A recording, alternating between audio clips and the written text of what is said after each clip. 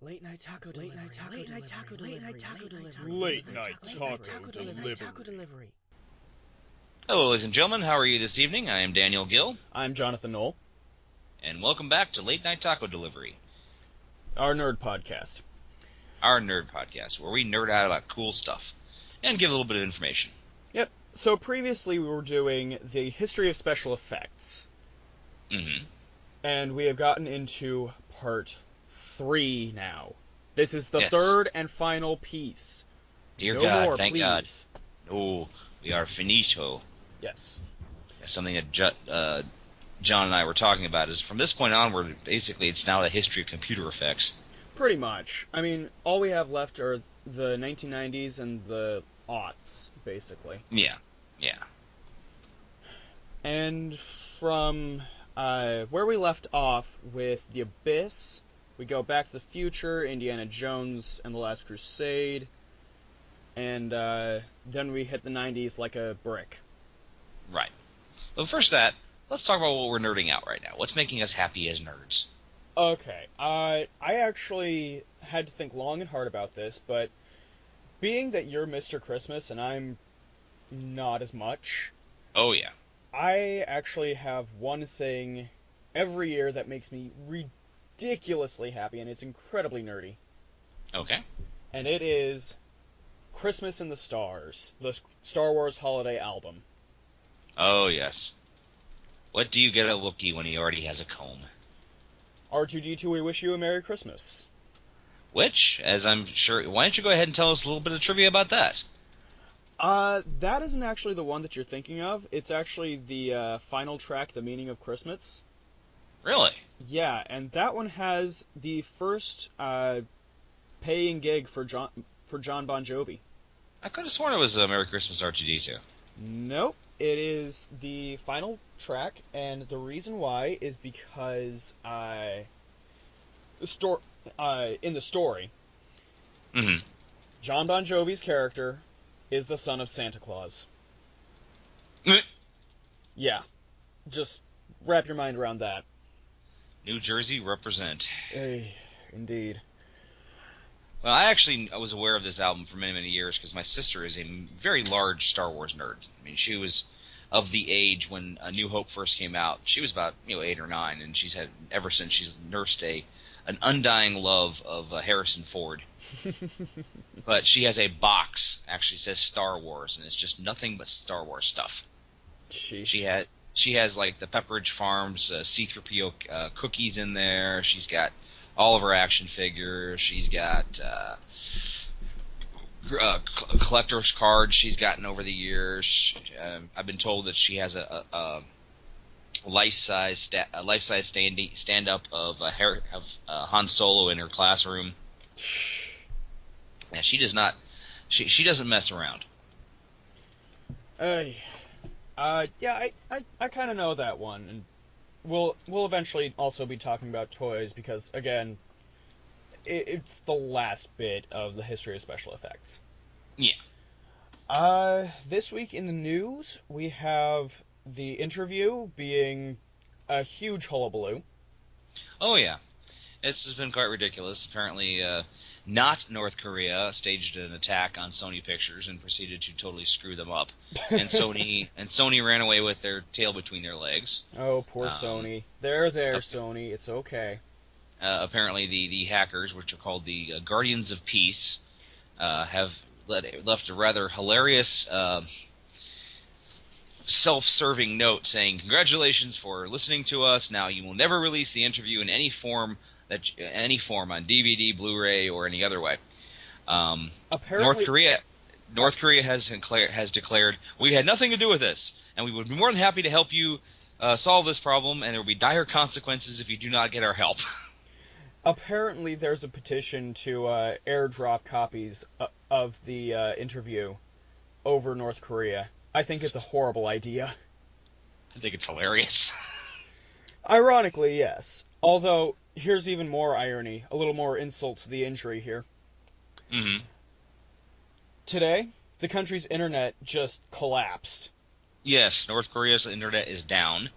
Anonymous has declared war against North Korea. Oh, criminy. It's just like Anonymous. our hackers versus their hackers, and here I am sitting with popcorn. And here I am with my combat helmet on, ready to retreat to the bunker. I don't think North Korea can do much of anything, honestly.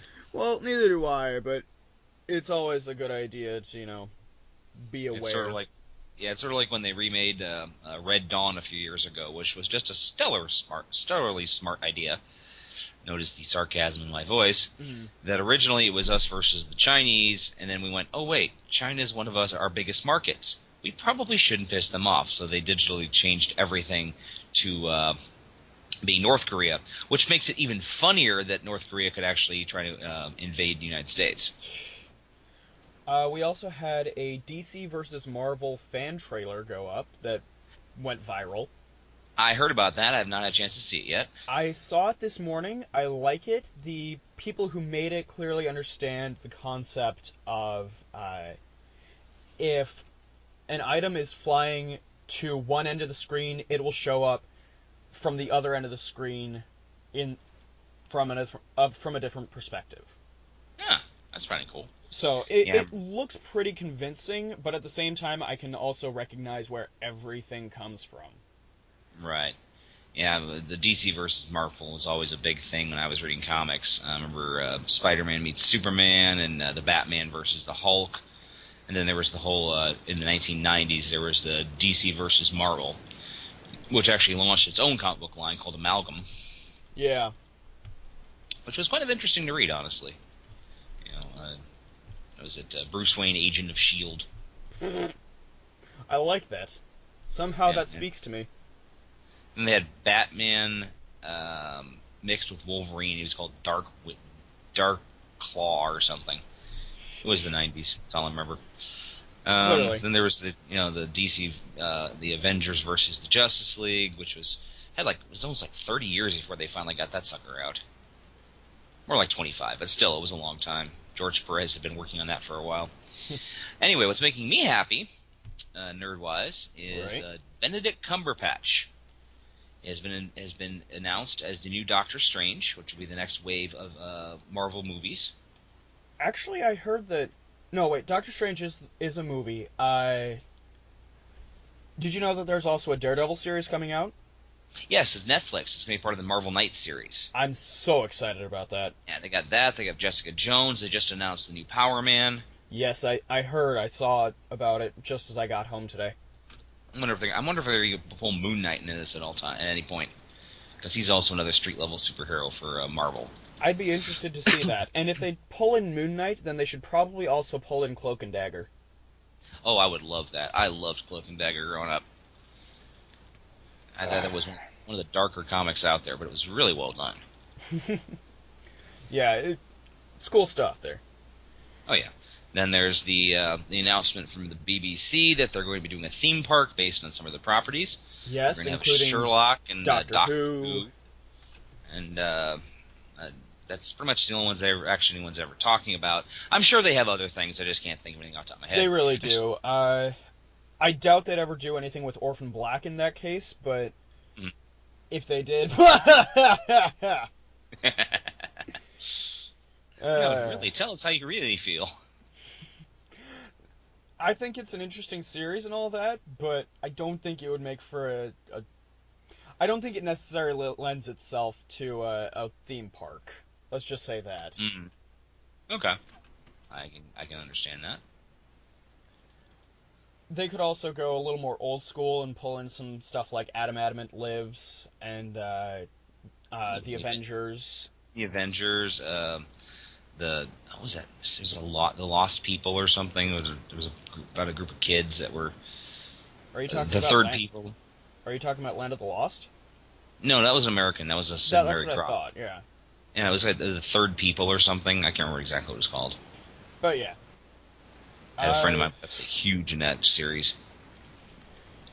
So yeah, that's. Oh, apparently there's a trailer for a Breaking Bad spinoff called Better Call Saul. Yep. Better Call Saul. Yeah. I never watched. I don't know. I never got into those shows. Yeah. I'm one of those guys who never got into the bad guys winning. I like that. I've always liked that. And I haven't. That's probably why I've never seen the Godfather movies. I have a reason for really liking the bad guys, though. When I was 7, my mom took me to see Cats on Broadway. Not Broadway, excuse me, in Salt Lake City. Okay. Broadway. And that night, I actually got to meet the guy who was McCavity on stage. Signed my program, really sweet guy. Mm-hmm. So, from then on, I've always been more of a, I'm rooting for the bad guys. Bad guys rule. Woo! Is that why the 501st Legion's so popular? Oh yeah, and my parents are also part of that too, and I've helped out with a few events of that ilk. Well, I must admit, you are at least thin enough you could fit in one of those suits. Thank you. You throw me in one of those things, I look like a canned ham stormtrooper. Meanwhile, with Tubby the Stormtrooper. Yeah, pretty much. I'd be the Porkins of the Legion. That I'd pay to see. No, that'd be bad. J.J. Abrams, put in a fat Stormtrooper. Hold on. Stop, rebel scum.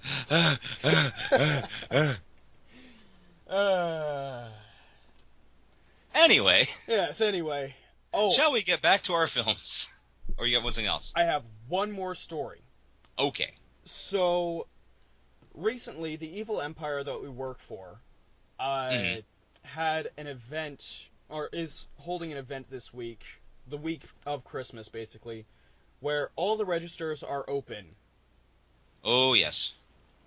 And, personally, I think it's a bad idea, but I had the personification of bad ideas coming through. The first night, I was getting ready to close the doors, because I do that. Mm-hmm. And these two guys decided it's a splendid idea to try and run and catch the doors that I've already locked. Oh no. I missed this part. Yeah, so this is the one time I've ever broken the no yelling rule. Mm-hmm. And so it was basically, I yell before they impact on those doors like a pair of Windex birds. Needless to say, I caught a bit of attention for that. But yeah, just don't run for the doors, especially if you know they're closing. Sometimes you just have to yell at people because they're dumb. Yes. Yeah, I helped catch a shoplifter today. Yeah, I saw that, actually. Mm-hmm. I had to go witness it, make sure that when he was, emptying out his pockets and everything, our store detective was not doing anything untoward. And I'll admit, he was a kid. He was just a kid, and he was shaking, he was crying. And I'm standing there looking at him going, you know what? I feel bad for you, kid, but you brought this on yourself. Yeah. So, thankfully, he did not take taken by the police. He was taken away by his mom. He probably might have preferred the police by the end of all that. But, yeah, I don't think Santa's bringing him much more than coal this year. Yeah, sadly. So, as you were wanting to do before these two strolls down memory lane. Oh, yes, recent strolls. Yes. Shall we get on to our films? Yeah, okay. Last time we were still talking about the history of special effects, and right around 89 is when computer generation really started taking off. Mm-hmm. And unfortunately, it started to spell the end to the really beautiful stop-motion animation, practical effects, yeah. Go motion, stop motion, things like that. And so this is not going to take nearly as long because there really aren't that many milestones. I mean, by the mid-90s, they'd done everything. Mm-hmm. And it just got to the point where it's like, it's prettier, but it ain't that great. Yeah. I mean, for example, RoboCop 2 was the first film that used real-time graphics to create a character's face. Total Recall has skeletal CGI characters moving behind an X-ray screen. And end up you winning a Special Achievement Award for the visual effects of the Academy of Motion Pictures Arts and Sciences, which does make me laugh because remember when we were talking about Tron, they were banned from the Academy Award because everyone thought they cheated. Yeah. And then we get into Beauty and the Beast. Beauty and the Beast. Which was the first animated movie that was ever nominated for the Best Picture. I was actually in a production of it on stage. Really fun. Oh, really? Yeah. Who'd you play? I played the bookshop keeper at the very beginning. And I was also the understudy for Maurice. There you go. Pretty much it was the last good time of musical theater for me. Because you see, I was never... Go ahead. Because then we get to the dreaded Mary Poppins. Mary Poppins. Oh, it's a jolly holiday with Mary. Please don't. I will shoot you. Are you traumatized? Let's just say I had a less than stellar experience with that show. Did you play one of the penguins? No, I played the bank manager. So I got to be a villain for once. That was awesome. There you go. But it was all... Basically, I was really cynical during the whole thing. I mean, totally a team player, but just... Young teenage angst. Yes. So, Beauty and the Beast has some lovely interaction between animation and 3D rendering. Mm-hmm. It has... There's that beautiful ballroom scene. Yes. That's the... If anything from that film is going to go down in cinema history, it's that scene. Yes, and it's been parodied numerous times. Oh, yeah. Even Disney themselves have parodied it. I was mentioning earlier that to you before we started recording that Gargoyles actually did that at one point. Yes. There was an episode where it was a really cool episode because the Gargoyles could go out as themselves for one night a year, being Halloween, and Elisa Mazza dressed as Belle, and she shared a dance with Goliath. And Gargoyles has a deep place in my heart anyway, so... Oh, it's a fantastic show. It was really, really well done. No wonder probably ahead of Disney its time, too. Oh, way ahead of its time. Well, let's face it, it was kind of the Disney reaction to Batman the Animated Series. Right. So, yeah. I still have this... I read somewhere, or maybe it's just my own fan theory, that when the higher-ups looked at Gargoyles and went, oh crap, this is too good, this is too dark, we can't have this. Because it did not fit anything else that was involved in the Disney afternoon at the time. Right. I mean, it didn't have anything, it was nowhere near as funny as Tailspin, or as stupid as Quack Pack, or silly as Darkwing Duck. I mean, it was really, really powerful stuff. Yeah. The creators knew what they were doing, basically. They were telling a good story. Oh, yeah.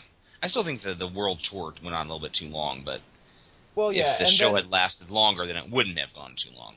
Well, that's the thing. It did last a bit longer. And that's how we get the Goliath Chronicles, because suddenly Disney's like, hey, wait a minute, we've got this killer product. Let's turn it into a Saturday morning cartoon. And destroy everything that made it good.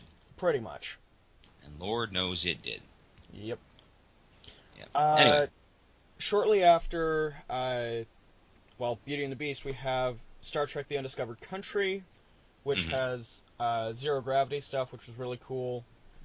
Then Terminator 2. Terminator 2 was one of the first real blockbusters. Yeah. Or one of the biggest blockbusters of the 90s. I remember when it first came out, and everyone's like, oh my god, this movie's costing $90 million.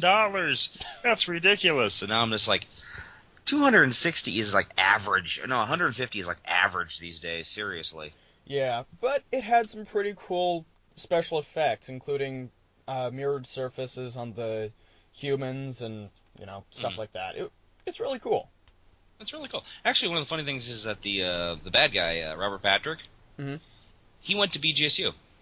You're kidding. No, actually, I got drunk next to him once. Huh. Not when he was in not when he was in Terminator 2 or in college, but no, he was a football player, and he went out and started making his way. And I think it was in '96. There was a Sylvester Stallone movie. Crap, I can't remember the name of it. Hold on. Fill some time. I gotta figure out this stuff. Okay, there was one time when I met some of the creative geniuses behind Mystery Science Theater 3000. Ooh, that's always fun. Yeah, I went up to Ann Arbor to experience Cinematic Titanic, which has Joel, Trace, Frank, J. Elvis Weinstein, Mary Jo Pale, and let's see, and yeah, I'm pretty sure that's the list. And got to meet them. I was busy writing a kind of a season of episodes that I wanted to see done, because, you know, I'll admit I've always been a bit ambitious for my britches. Nothing wrong with that. I mean, look how far it took Kevin Smith. Indeed. Anyway, the movie I was thinking of was called Copland. Cool. It was Sylvester Stallone trying to be an actor, and he actually did a feasible job. Okay. It was Sylvester Stallone, Harvey Keitel, Ray Liotta, Robert De Niro. I mean, it had a lot of good actors. Mm-hmm. It was a really interesting movie about betrayal, and Robert Patrick was in it, and apparently he was friends with who at the time was the owner of the Clazel, which is the movie theater we mentioned in the past. Mm-hmm. So he came to the premiere here, and then proceeded to get absolutely wasted next door at the bar. After that, we have a film called Lawnmower Man, which... Oh, Lawnmower Man. I've never seen, actually, but apparently it has body motion capture. It's body motion capture. It was one of the first of the cyberpunk movies. Okay. And another interesting thing I find is that the director, Brett Leonard, is actually from Toledo. Huh. He's been out in California ever since, trying to make his way with his unique special effects. But he's not a great director, but the movie itself was interesting. It has some very interesting takes on the nature of reality, the nature of what the computers can do. Do remember it was supposed to be based on a Stephen King short story, but it literally had nothing to do with the short story, to the point where Stephen King actually demanded his name get taken off it. Huh. And this came out in '92, and I do remember playing the game Wolfenstein 3D. Oh, I have that game too. Running through the halls with the chain gun, mowing down Nazis, screaming one of the quotes from the movie, which is, "I am God here."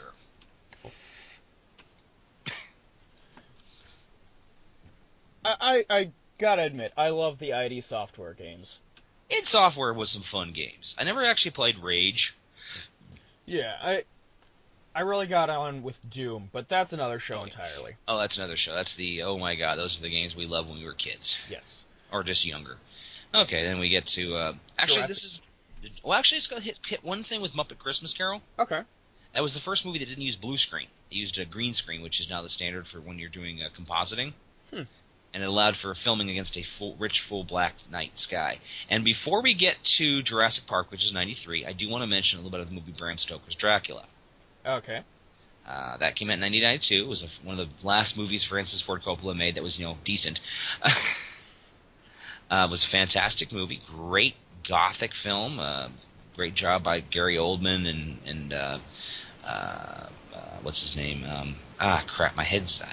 the first part of the show is that I can see them in my... Anthony Hopkins, thank you. There we go. Anthony Hopkins, Winona Ryder, Carrie Elways, and unfortunately the man who I cannot for the life of me... He has to have naked pictures of someone and their dog because he keeps getting parts. That's Keanu Reeves. Why does Keanu Reeves keep getting parts? Seriously. I think some of them are ironic because of his whoa face. Yes. Mm-hmm. But, he's not bad. There are far worse people. Yeah, but he's not that good either. Right. And no, he played Jonathan Harker in that. But what I always thought was fascinating was with Bram Stoker's Dracula is that all the special effects that were done in the film, there was no CGI in that movie. It was all done with special effects that have been around for over 100 years. That was one of the things Francis Ford Coppola wanted to do, is make it look like an old German surrealist film. I love those. Yeah, there's actually some really good documentaries on the DVDs and the Blu-rays about that. They use special effects that were pioneered in Fritz Lang movies and films like the Cabinet of Dr. Caligari and The Golem. Which I have both of. Of course. Or Nosferatu, the classic horror films. Yeah. Okay, so let's go ahead and get into 1993. Jurassic Park. Jurassic Park. Now, one of the things, this was going to be a big blockbuster. It was Stephen King, Steven Spielberg being a big old honking dinosaur film based on the Michael Crichton novel. And originally, it was going to be done with stop-motion animation. Now, if any of you guys who out there, of our many 12 listeners, owns the DVD, you know that there's some of the bonus features have the stop-motion scenes with the raptors in the kitchen. I'll have to check that out sometime because I haven't watched it yet. Okay, it's worthwhile watching. But apparently, what happened was that they were going to use stop-motion animation. They had really cool ideas. But some of the computer animators for Industrial Light and Magic were like, no, we can actually make this work. And they did. They animated a couple of the dinosaur stampede scene, and they showed to Steven Spielberg, and he thought it was fantastic. And so the film became one of the first films that really used photorealistic animals. Now, sorry. Just as an aside, there is a lot of practical effects in this movie too. Yes. Although, now that I know that the dinosaurs were supposed to be stop motion, I wonder if that's why the Weird Al song Jurassic Park has a video that's entirely in claymation. It's probably because they can't afford computer generation. That's possible, too. Yeah. But a lot of the movie did use practical effects. They had a full-size Tyrannosaurus Rex. They had the raptors and the spitters and such. Yeah. But and they wove them seamlessly. And the weird thing is that even to this day, 12 years on? No, actually, God, how long was this movie done? It's 2002. 21 years. Wow. It's been 21 years since this movie came out. And it still holds up. It is still some of the best CGI I've ever seen. Personally, I think it's because they were trying something new, and they knew they were trying something new, so they worked extra hard at it. Yeah. Later on, it just, CGI is such a shortcut that everybody they got lazy. uses it now. Yeah, they got lazy. And then there's the antithesis to that, which is The Nightmare Before Christmas, which Nightmare Before Christmas, yeah, comes right afterwards. And that was one of the first movies that was ever one of the first stop-motion animation movies that ever used computer-controlled cameras. That's why they were able to get these wonderfully sweeping shots. And those sweeping shots. Oh, they're so gorgeous. Then you wanted to mention The Crow? Yes, actually, I did want to mention The Crow because tragically, Brandon Lee, the son of Bruce Lee, had been shot and killed on the stage when they were filming the movie. Now, from what I understand, this is the whole story. They had a shot where they needed to have a camera shot staring down the revolver, and they didn't have any blanks. Mm-hmm. So one of the prop masters pried open a bullet, dumped everything out, put it back together, put it in the gun, and then they did the shot where the guy pulled the trigger. Well, the problem was a primer was still in the bullet. The guy was not very intelligent, and the bullet got lodged in the barrel, and then they used the same pistol for the next shot, which is the one where Brandon Lee is supposed to get shot as the character of Eric Draven, and they used a blank round, which has a double powder in it, which make it much more louder and more appealing for film, and that was what fired the bullet into his spine. Oh God. I mean, it was a complete accident. But at the same time, was a preventable accident. For example, even when you're that close to a blank round, you should be wearing body armor of some sort. And Brandon Lee was not, because it didn't fit the costume. Right. Whether it could have saved his life or not, I don't know. But anyway, they used CGI to digitally map his face onto a body double. And so they were able to finish the film, and it became a relatively successful film. It's a very tragic movie. Really, really good, though. One of the best soundtracks ever, in my opinion. Oh, my God. I'll have to check it out. Yeah, during my goth phase in the early 1990s, that was like a staple of, my life sucks, only the Jesus and Mary chain understand me. And I would just listen to that, and the Rollins Band, and The Cure, and all these other bands. It was really funny. Next we have Forrest Gump. Yep, Forrest Gump, which was one of the first ones to use to digitally mat in Tom Hanks with the famous people like John F. Kennedy and Richard Nixon and Elvis Presley and John Lennon. And it's a strange little movie. Yeah, and honestly, I don't think the effects hold up as much anymore. No, no, 'Cause- they don't, unfortunately. Except for Lieutenant Dan's legs. Those still look pretty good. Yeah, that looks intense, and I can totally see that, and it looks spot on. But Mm. beyond that, eh, it just it kind of left me cold, mostly because for me the movie had been built up so much because I only saw it last year Ah. for the first time. Mm-hmm. So for me, it's just one of those. It was a movie. It did what it needed to. Mm-hmm. That's all. Yeah. And we move on to another one that doesn't hold up, unfortunately, is The Mask, which is a Yeah. very funny movie. I enjoyed it, but it just doesn't hold up as much as it used as it could. Turning Jim Carrey into a living cartoon, which works because he is a living cartoon. He is. But He it does just what Jim Carrey does. it looks goofy as crap. Anymore, it's just like, eh. Alright. Come on, computer, do your thing. Now, one movie I think that really holds up is Apollo 13. That came out in 1995. Have you seen that yet? No, not yet. It's really, really well done. It was done with full cooperation of NASA. Mm-hmm. And Steven Spielberg, not Steven Spielberg, Ron Howard and Tom Hanks are both total space nerds. I mean, they had astronauts saying that if Tom Hanks hadn't been an actor, he would have made a very, very good astronaut. Of course, they said the same thing about him when he was in Private Ryan. He would have made a very good soldier, so, whether that's true or not. But they did everything as realistically as possible. When they're pushing buttons in the command capsule and such, that's actually what they were supposed to do, and the buttons you were supposed to push. Cool. And that was about the time I met Tom Hanks. Hang on. You tell that story about when you met Tom Hanks. I'll be right Okay. back. Okay. I'm pretty sure I've mentioned back in I worked at Disney back in 1997 as my college internship. Actually, I had someone at work ask me, why does an English major want to go work at Disney in fast food?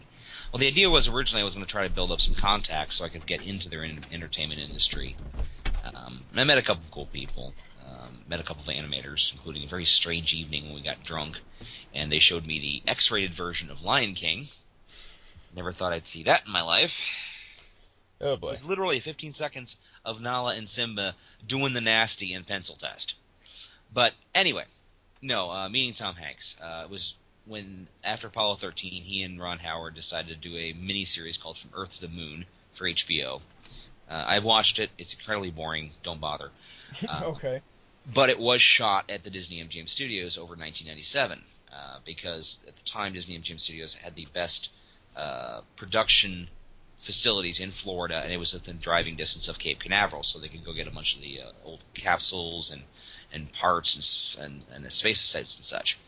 And one day I was late for the shuttle bus to get back to our apartment complex, and I want to wait another hour.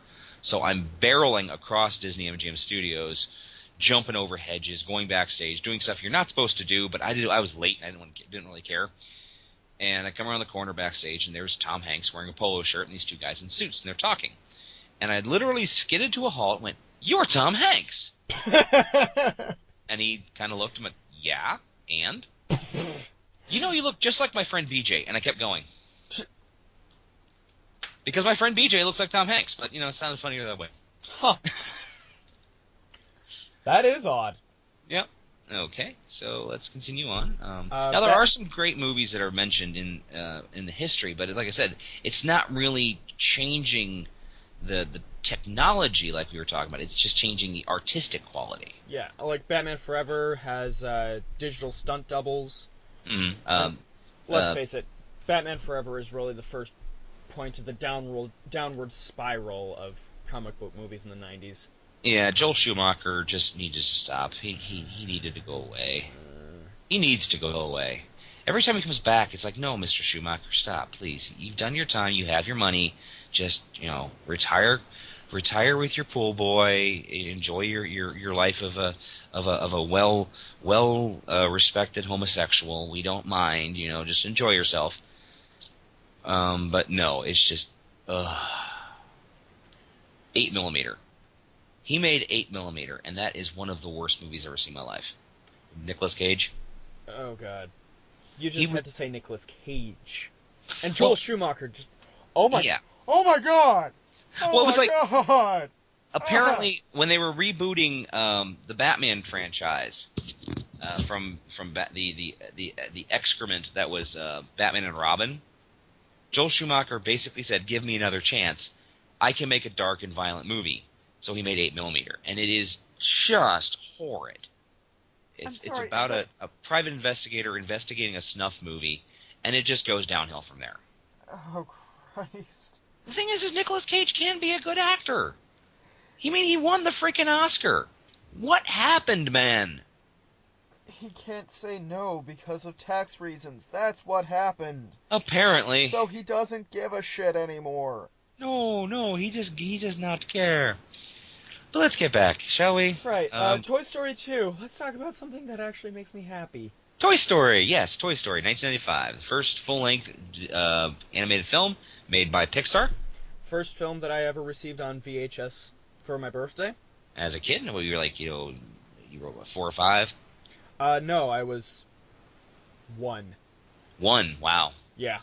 I actually remember in 1995, I bought a Buzz Lightyear, the big Buzz Lightyear, Uh-huh. to give to my nephew who wasn't born yet. That's awesome. So he has a Buzz Lightyear that was, it's literally older than he is. And then we get into, like I said, none of these movies are really that exciting. We got Independence Day, which was a big blockbuster, was kind of exciting. Oh, I do want to mention Twister, though.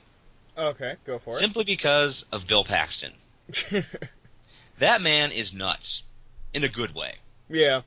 I spent before I started talking to you. I was on YouTube, and I kind of wandered across his new wave band. He has a new wave band? He had a new wave band. It was called Martini Ranch. Oh boy. It was made while he was still being an actor. So one of the things I watched was How Can the Labored Man Find Time for Self-Culture, and it had Anthony Michael Hall in it. It had Michael Biehn and Judge Reinhold making cameos, and I'm like, this is odd. Oh, you actually might like the video? Yeah, send me a link. It's inspired by Metropolis. Yeah, send me a link, dude. Okay, and then he made another one. I can't remember the name of the song, but it was a Western video directed by James Cameron, apparently. It was made about the time that they made Aliens, because a whole bunch of the other actors from Aliens, like Lance Henriksen and Michael Biehn and various other actors, showed up in it. Oh. It was actually, I'll have from what to I understand, check it out. Yeah. From what apparently I understand, it was missing for many, many years until some production assistant dug it up on an old VHS tape and put it on YouTube. Yeah. Now, I will say that some of the special effects of the time period do still hold up. I liked Twister. I think Twister still holds up. I like Contact, which comes out rather kind of next. 97. Contact is a gorgeous movie. Oh, yeah. Really well done film. I mean, I thought Michael McConaughey and Jodie Foster did great jobs. I thought the special effects and some of the writing was really good. Yeah, it was... And it's such a heartrending story. Mm-hmm. Now, the big machine that they build twice, yeah, I don't think holds up as well. Mm-hmm. But still, when it goes, you're just like, oh my god. That's really cool. Well, and then you're like, oh my god, somebody probably just got killed. Yeah. And I guess Bloom is like, a whole bunch of people probably just got killed. Yeah. Then we get into The Fifth Element, which it's not a groundbreaking movie, but it's a fun movie. It's a fun movie. It's like Blade Runner light. Yeah, it is literally that comic book series, Heavy Metal. Yeah. It's one of those stories brought to life. Yeah. And it actually references heavy metal in the film. Yeah. Multipass. Yes. Chicken.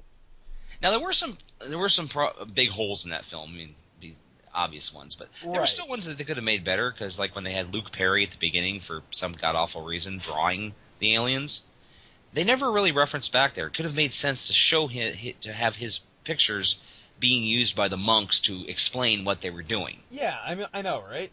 Yeah, it was just like, what's going on? Then we got Starship Troopers. Starship Troopers. I haven't seen, but it's dumb. It's fun and it's dumb. Large-scale CGI military battle. Yeah. But and of still, course, I yeah. It just I'll defer to your expertise on this one tonight. It's definitely worth reading the book, Starship Troopers. Mm-hmm. Which I have. Yeah, even though Robert Heinlein's a bit of a fascist, but it was very different. The movie was very different. All right. But it did have Neil Patrick Harris as a psychic, which was fun. And then we get into, of course, we have to mention it, Titanic. Titanic. Do we have to? Near, far, wherever you are. You remember how I threatened about shooting you? I wasn't kidding. Yeah, that was a really... I watched the movie. I thought it was okay. It did have some very, very, very effective special effects using... they overlaid a lot of CGI over miniatures. The sinking of the Titanic is pretty impressive, I will admit. Pretty impressive. Though I will admit, my favorite scene had nothing to do with the film. It was sitting there with my incredibly cynical, ironic friend, Andrew, as the ship is sinking, and you see the captain, and he's finally floating. They're looking at all the people that are just kind of dreamily floating in the water as they're drowned.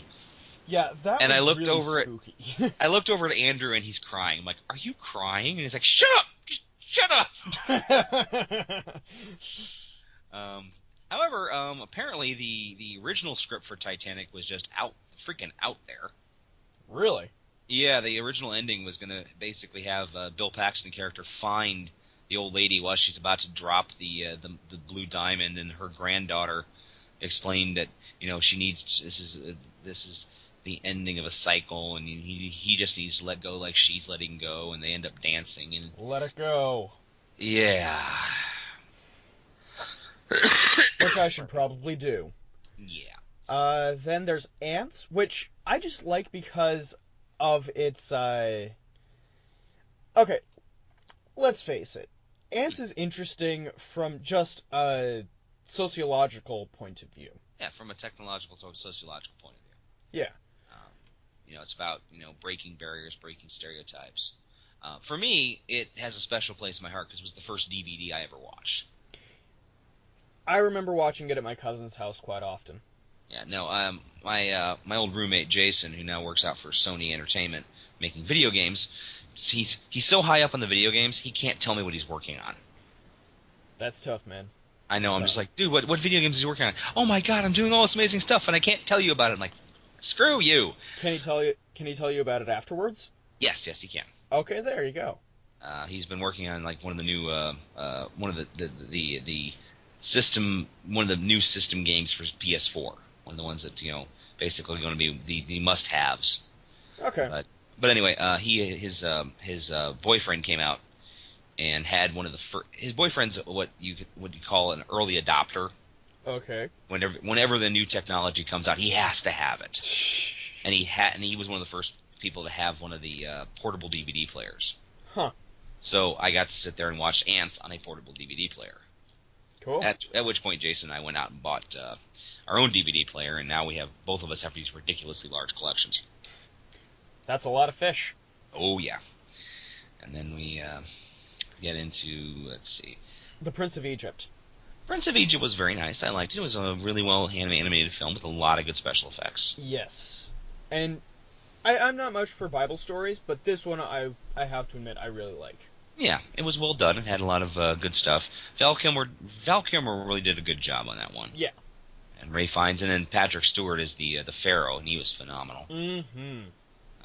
Then after that was What Dreams May Come. Yes. Which really was one of the first movies that took CGI and did something different with it, which I thought was really neat. That it looked like they took the CGI and made it look so lush and wonderful when Robin Williams is exploring within the paintings. Plus, Robin Williams.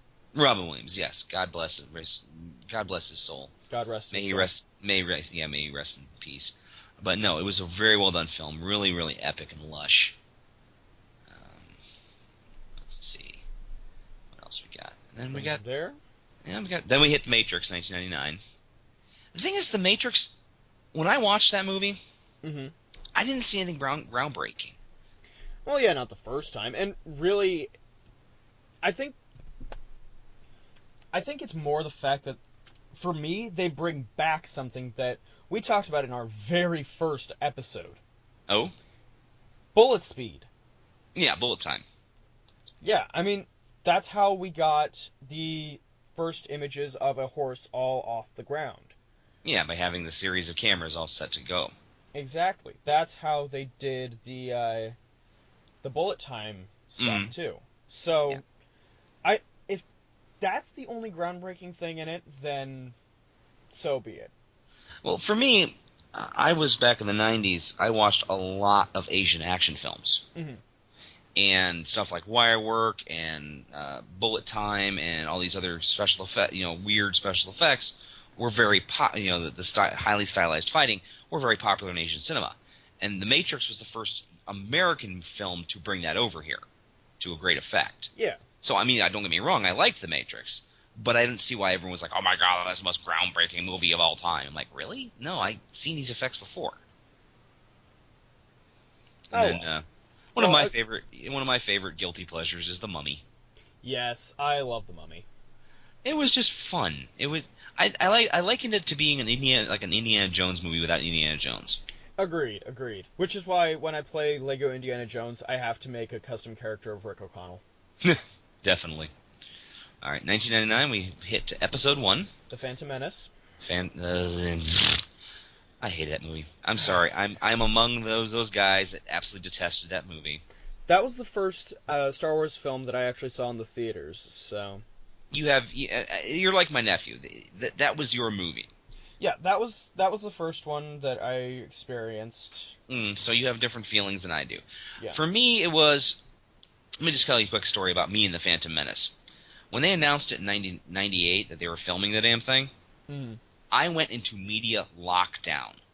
I literally did not want to see anything about the film. I wanted to go in as fresh as I could possibly go in. See, now I'm picturing you with, like, there's an episode of How I Met Your Mother, one of the few that I actually watched, where Neil Patrick Harris's character builds himself, no, it's not Neil Patrick Harris, it's one of the other guys, builds himself a pair of blinders so he can only get, like, booze and not have to deal with spoilers for how the Super Bowl ended. I guess it's an apt description. No, I would leave the room if they were showing commercials. I left theaters if they were showing the trailer for Phantom Menace. I would not watch any of the behind the scenes stuff. I would not pick up any magazines that certain things you couldn't escape. I couldn't escape the face of Darth Maul. I mean, they were using that to sell the movie. Right. And it was like the night before I went to see the movie, I found out that Anakin was a slave. I'm like, God damn it. I made the mistake of picking up a book. So, anyway, we buy the tickets. We go to what I used to call the Googleplex, which was one of those giant movie theaters up in Toledo. Now it's a giant church. Don't ask me why. So we go in. Yeah, I've seen that place. Yeah, it's up on 25. Yeah. People are in costume. They've got local radio stations doing spots. They've got contests. Place is packed. They've got the 501st Legion out there doing a showing. On and on. So we get in there. We all sit in our sitting in our chairs with our popcorns and our sodas. Lights come down. Star Wars appears on the screen with that gorgeous John Williams music. Place just fucking explodes. You can't imagine the cacophony that was going on in there. Actually, I can. I experienced it. Oh? Oh, yeah. You were old enough, weren't you? Yes, I was. Okay, yeah. So then we watched the movie. And at the end, we're all just kind of like, what just happened? What happened? I honestly thought it was my fault. Yeah. I thought I made it. I did not go in the film with the proper mindset. So I went and saw it again. And I went, no, it can't be that bad. It just cannot be that bad. I've got to try to see it as I saw a movie when I was 5 years old, when I first saw the first Star Wars. So I saw that movie 3 freaking times in the theater before it finally got through my dense skull that the movie sucked. You really hoped for it. You I really kept hoped for it. hoping. It's just like, and then I went and saw episode 2, and I was like, it's kind of better, yay Yoda versus Count Dooku, that's kind of cool, and I'm sorry, those really thin aliens were kind of hot if you like that thing, but I mean, I've literally have never seen Revenge of the Sith. I can't bring myself to do it. Everyone tells me, oh, that's the best of the prequels. I'm like, yeah, it's like saying the best Mexican wine. It doesn't count. It's like the best version of herpes. Exactly. It's like, this is the best version of syphilis that you can catch. I'm like, ugh. I don't want syphilis in the first place. Exactly. I'm sure I'm going to sit down and watch Revenge of the Sith before the next movie comes out. Do it, man, I am do it. cautiously hopeful. I am truly cautiously hopeful about The Force Awakens. I like the fact that they managed to get the original 3 back. They've got some really cool ideas from what I've seen. I mean, they rebuilt the Millennium Falcon to be as screen perfect as possible. All of the effects so far looking like they're practical. Being practical, Frank Oz is doing a cameo as the spirit of Yoda. So yeah, everything so far is shaping up pretty okay. Yes. But, no. Oh, my God. All right, let's continue on, shall we? Let's see. Tarzan, The Cell, Chicken I actually Run. kind of enjoyed The Cell. It was a weird movie. I haven't seen it. It's worth watching at least once. It's very artistic. It's one of those, I'm an artist. If you don't understand what I'm saying, then you obviously are not intelligent enough. Fantasia 2000. Which I saw on the IMAX, which was fantastic. Mm-hmm. Oh Brother We're Out Thou, which really, like I said, this is another example of it really doesn't add anything to the special effects. It was involved in color correcting the film. Fun movie though. Oh yeah, I love it. We're gonna hit 2000. We're gonna go ahead and skip over. Well, let's go ahead and do a little bit on Final Fantasy: The Spirits Within. Okay. Tanked at the box office. Right. But I enjoyed it. I thought it was a relatively well done movie. The problem is it had nothing to do with Final Fantasy. That does seem to be the main problem with a lot of people for it. But it was the first movie that used photorealistic, lifelike people. And for 2001, it was very impressive. Mm-hmm. I mean, they've gone far beyond that by now, but it had some really cool effects and had some really cool ideas. Even though Alec Baldwin played the voice of the main love interest and looked like Ben Affleck for some reason. I mean, he looked exactly like Ben Affleck. I kept expecting him just bust out a line from Mallrats or something. Who's your favorite new kid? Call me Donnie. Then we have The Lord of the Rings. Oh, Lord of the Rings. Now, Lord of the Rings is, to this day, still probably my favorite trilogy of all time. God bless Star Wars, God bless Indiana Jones, but Lord of the Rings was just so well done. We just need to do an episode of just the Lord of the Rings stuff, because the new Hobbit movie came out recently, so, yeah, eventually, when I go and see it, and I'm sure you'll go and see it... I still haven't seen the last one. Me too, actually. It's kind of pathetic. I think I'm just going to end up buying all 3 movies and just heading down and having a big old marathon. Because I wasn't impressed with the Journey Begins, or whatever it was called, the first Hobbit movie. An Unexpected Journey. It was okay. I mean, it was pretty, but it seemed like they were pushing too hard. Honestly, I think that if anything should have happened with those movies, Peter Jackson should have just made it 2 at the most. Yeah. Because, okay, rant time. Sorry, folks. Go for it. Splitting up your movies into 2 parts is getting old. Fast. If you want to make it a series, make it a series. Put it somewhere else. Mm-hmm. But I understand the financial idea behind this. Basically, you already have a built-in audience for the next one, so then when it comes out, you have a bunch of people who are going, fuck yeah! But after a while, though, just after Harry Potter and Breaking Dawn and The Hobbit and all of this other stuff, it's too much. And hell, they're even doing the next one of the Avengers movies. The Infinity Wars will be 2 movies.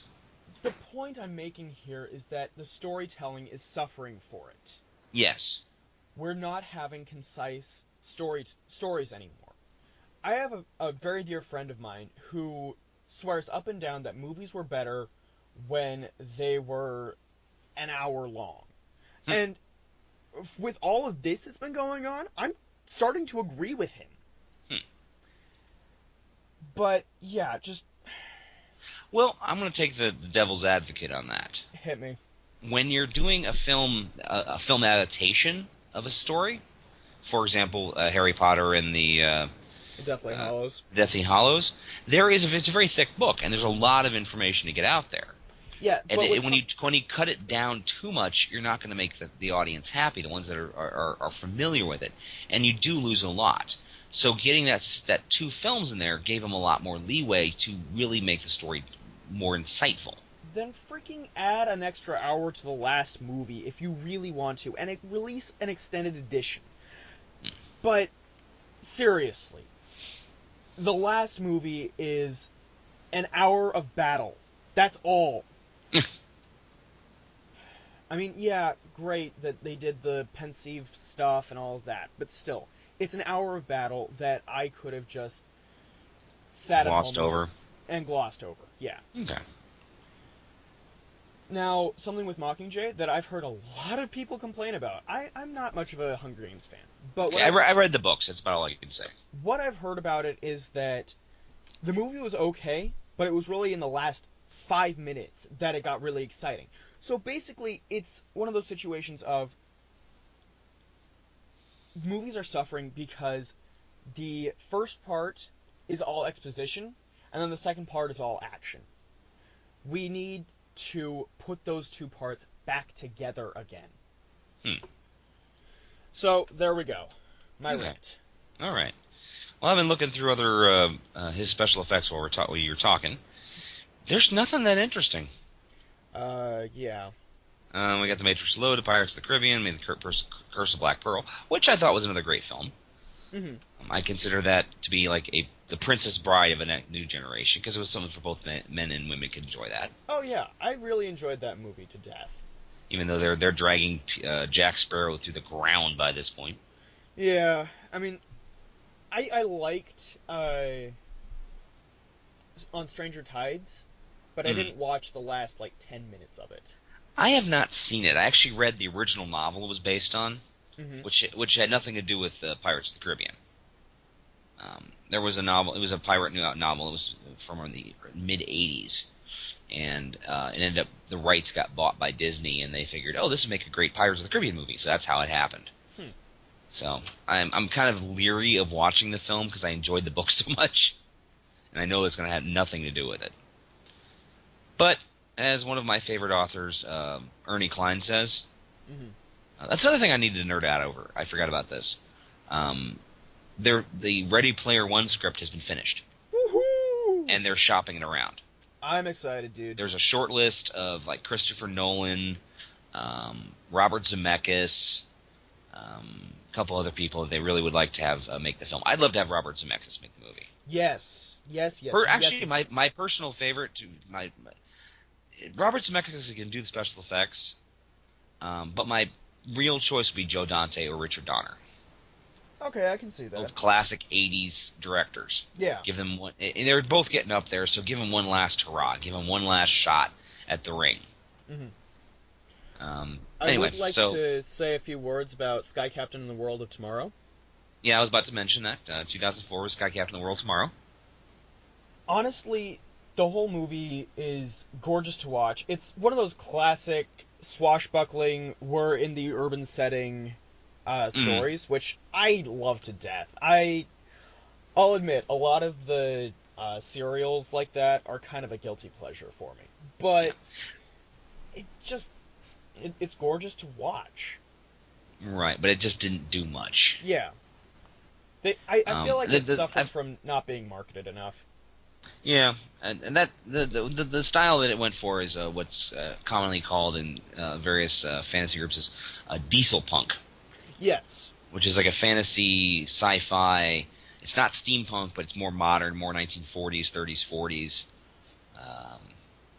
And I actually think there's a little more diesel punk than there actually is steampunk stuff out there. It's just not called that. Right. And then there was that, for some reason they put Laurence Olivier in that movie, and I never could understand what the hell he was doing. Basically, he was dead, obviously, yeah. but they kept him just making his face all shaky and having an impersonator giving lines. I thought it was cool. I thought it was a cool effect, and I thought it worked well. Okay, let's go ahead and jump to The Watchmen. The reason I'm jumping to The Watchmen. I've been reading that one, so I haven't seen the movie yet. I've watched the movie and I enjoyed it somewhat. I mean, the comic book is far superior, but that's sometimes what happens. Mm-hmm. But it makes me giggle to think that Dr. Manhattan, who's naked through most of the comic book, he's naked through most of the movie. Awesome. He's one of the reasons they got an R rating. Yes. And because he's completely computer generated, some poor guy had to draw Dr. Manhattan Schlong frame by frame by frame. That just makes me happy. This is big old blue wiener. I suppose we should jump back and say something about Avatar. Or we don't have to. We can just go back to Wall-E and just say, hey, yeah, that was Wall-E's a really better good movie. That was a much better movie. That was I heard it was described as it was a movie about R2-D2. Yeah, pretty much. A little robot that couldn't talk but had great personality. Oh yeah, and that movie is just so evocative. I was a blubbering mess after seeing that. Now, I'm also a blubbering mess after most Pixar movies, except for Monsters University. Monsters University just, meh. I haven't seen it yet. And I haven't seen Cars 2 either. I've heard don't watch it.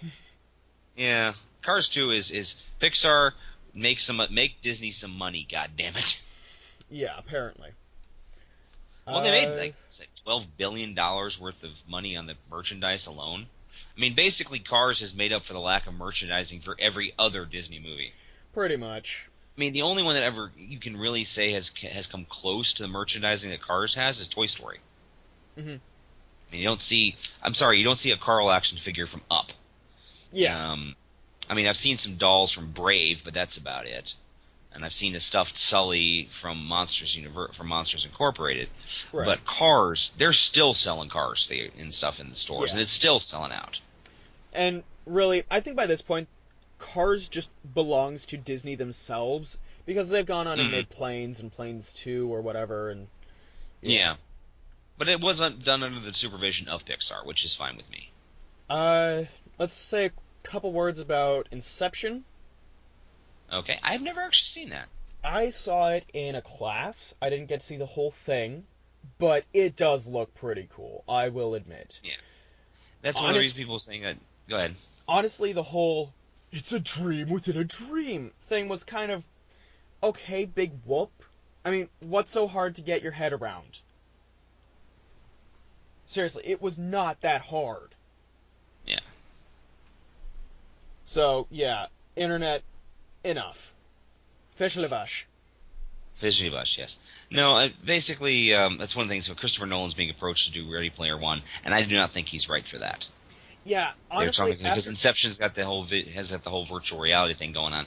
He's not a fun director. No. He's a great director, but he's not a fun director. And a movie like Ready Player One needs a fun director. Yeah, which is why I think your pick with Robert Zemeckis, totally good pool. Yeah, I mean, Back to the Future, and Beowulf, and Polar Express, and The Christmas Carol, and The Goonies. That was Richard Donner. Was it? Yeah. I could have sworn it was Zemeckis. Nope. All right, but yeah. Let's take a look. Continue on. But yeah, and that's really where we draw to a close on that. Yeah, we said we were going to finish it up, and we did. We've been talking for for over an hour. Yep. Well, we also started right around 10, so not 10, 11. Yeah. So yeah, it's been a little less than an hour. Okay. Do you want to go into Christmas stuff, or do we want to go straight into Thou Shalt Not? Let's just do Thou Shalt Not, because I have to work in the morning. So do I. Okay. All right. So go ahead and give us our Thou Shalt Not this week. So this Thou Shalt Not comes with a bit of a preface. I was up late one night with my dad, and we were perusing Netflix, and we found Pee-wee's Playhouse.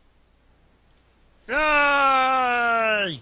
Now, I saw it.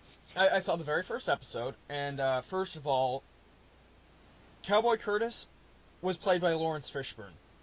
So Yeah. after finding that out, I was just like, what if I told you? For the rest of the night. And then my dad had to ask the question, what would it be like to be offered the red pill or the blue pill in that world? And I'm just thinking, you really went there, didn't you? Yeah. So yeah, it's just one of those situations of, am I consorting with the devil? What's going on here? But it was influential. Mhm. So the very next morning, my mom is asking, what was all that hollering about? And I explained to her basically everything that I just explained. And she starts going on about something. We're both joking around, and she's like, "You're tearing me apart, fun fruit trees," because Tommy Wiseau. Yeah. Which, funny enough, would seem like a perfect Pee-wee's Playhouse, The Next Generation, where everything is beige and touchscreen. Yeah. So that is where we get our Thou Shalt Not this week, because as soon as Pee-wee's Playhouse The Next Generation crossed my mind, I knew a mistake had been made.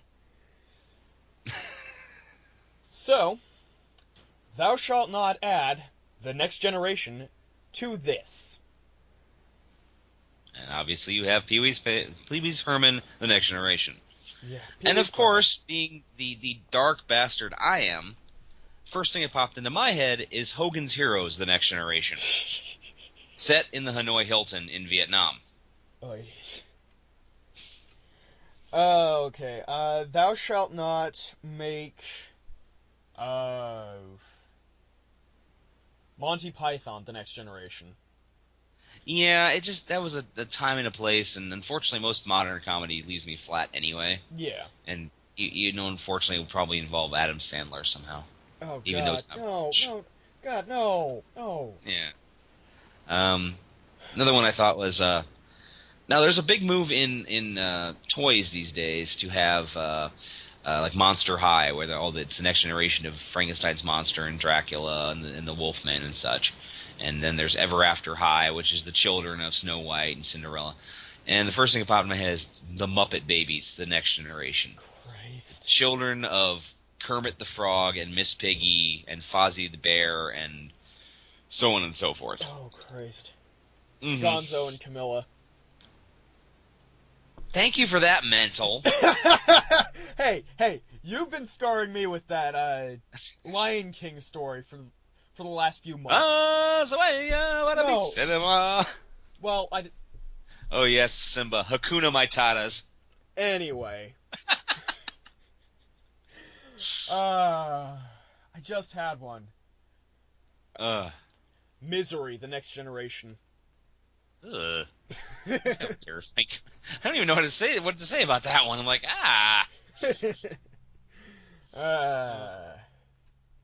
Spaceballs, The Next Generation. Yeah, the quest for money. I think that would just be funny. Yeah, I don't know, man. There's the Rocky, The Next Generation. His son starts boxing. Apparently there was supposed to be a Rocky sequel after the most recent one. And Rocky Balboa, yeah. yeah, did you ever watch Oh God, Heroes? there is. Oh Lord, no, dude. I just checked this out. What? I've just happened to glance this.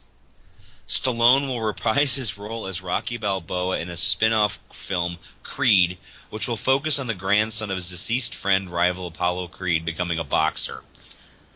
I'm sorry, I did not even think that was going to happen. Apparently, though, there was going to be a Rocky sequel, as in tied directly into the franchise. Okay. Did you ever watch Heroes? That superhero show? Yeah. Yeah, I watched the first season and then it died. But go ahead. Yeah, you remember Peter Petrelli? Yeah.